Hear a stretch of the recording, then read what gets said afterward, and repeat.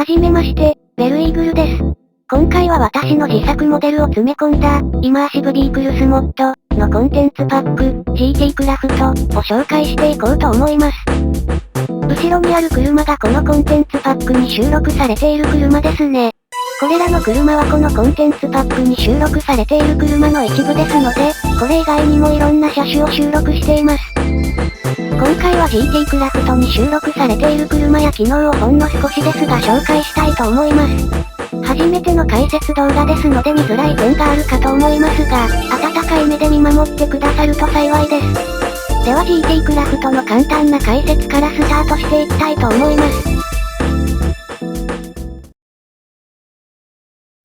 まず GT クラフトの収録車種ですが、動画投稿時点でのバージョンでは90年代の日本車が中心に収録されています。GT クラフトは外装だけでなくエンジンや内装、細かいパーツまでカスタムができるようなコンテンツパックを目指しています。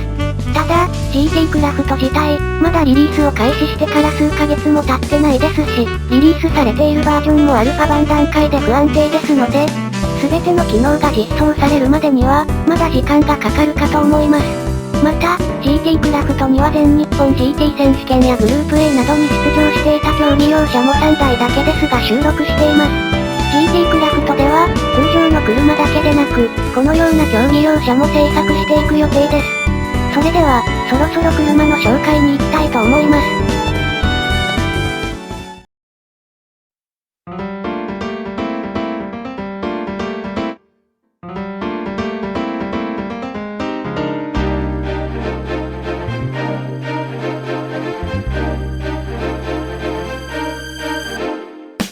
まず紹介する車は日産 R34 型スカイライン GTR です。エンジンは RB26、スカイライン GTR ではおなじみの名機ですね。これらのエンジンも将来的にはカスタマイズが可能になる予定です。では、車内に入ってみましょう。私は内装のモデリングは今のところそこまで得意じゃないのであまり内装には期待しないでください。エンジンが始動するとこのようにファンが回ります。個人的にはこの光景、かなり好きです。また、収録時に導入していたシェーダーの影響でエフェクトがバグってますが、エンジンが始動すると、マフラーからエフェクトも発生します。では、そろそろ試走してみましょう。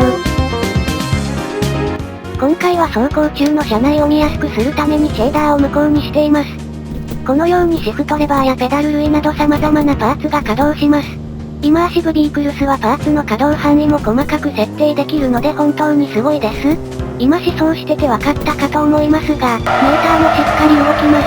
燃料系の表示がエンプ時になっていますが、これはクリエイティブモードだからなので気にしないでください。エンジン音ですが、まだ一つのエンジン音を使い回している状態ですので、いずれは車ごとにエンジン音を実装する予定です。続いてランプ類の紹介です。イマーシブビークルスはこのようにパネルからヘッドライトや、ウインカー、ハザードを点灯させることができます。GT クラフトでは他にも、BCMR33 型や BMR32 型も収録してるのでよければダウンロードしてみてください。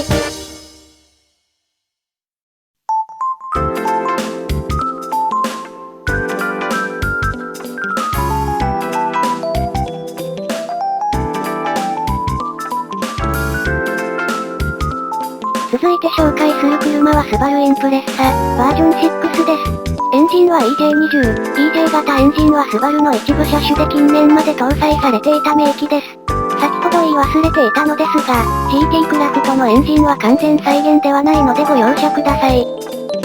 内装ですが、いずれは内装もカスタマイズできるようにする予定です。それでは試走してみましょうか。今回はシェーダーありでドライブしてみようかと思います。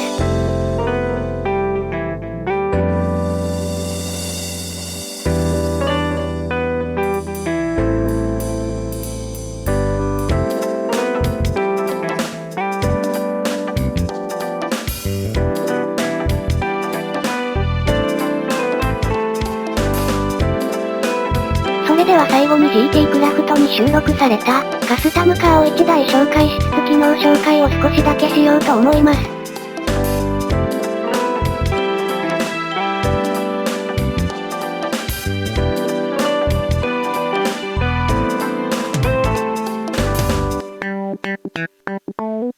最後に紹介する車は RE アメミヤ FC3S です。この車は私が某オプションを見て一目惚れした車ですね。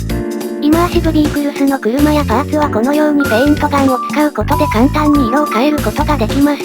エンジンですが、本家のようなチューニングされたエンジンは今のところ積んでないので紹介しません。ご容赦ください。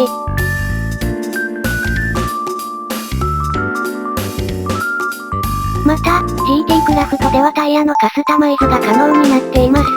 現在のバージョンでは性能は変化しませんが、次のアップデートで性能が変化するようになる予定です。3台ほど車を紹介しましたがいかがでしょうか？ GT クラフトはまだまだ開発段階のコンテンツパックですが、引き続きより良いコンテンツパックにできるように制作を続けていきますのでよろしくお願いします。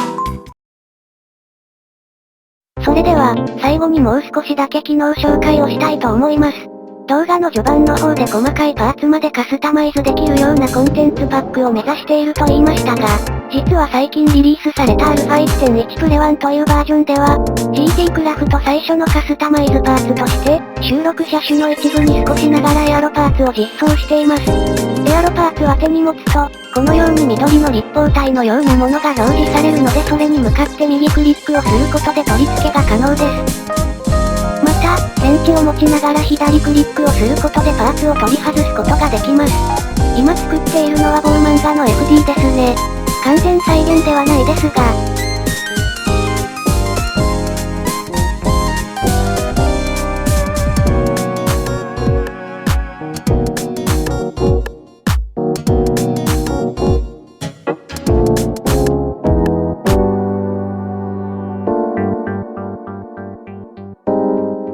どうですかね？このようにカスタマイズすることができます。最後にメーターの取り付け方を紹介します。まずレンチを持ちながら車を右クリックします。するとメーターのパネルが開きますので、取り付け場所を選択後、好みのケーキを選択して取り付けるだけです。ちなみにメーターもライトを点灯させると同時に光ります。というわけで機能紹介は以上です。今後も様々なパーツを増やしていけたらと思っています。今回は私の自作モデルを詰め込んだコンテンツパック、GT クラフトを紹介していきましたがいかがでしたでしょうか？ GT クラフトでは画像のように、マルチプレイでカスタムした車を見せ合ったり、その車でドリフトしたりすることもできます。最後に、もし GT クラフトをダウンロードして、カスタムした車を投稿する際は、ハッシュタグ、GT クラフト、あるいは、ハッシュタグ、GTC モッドで投稿してくださると嬉しいです。最後までご視聴ありがとうございました。よければダウンロードして遊んでみてください。皆さんの車の投稿待ってます。それではまた次の動画でお会いしましょう。ベルイーグルでした。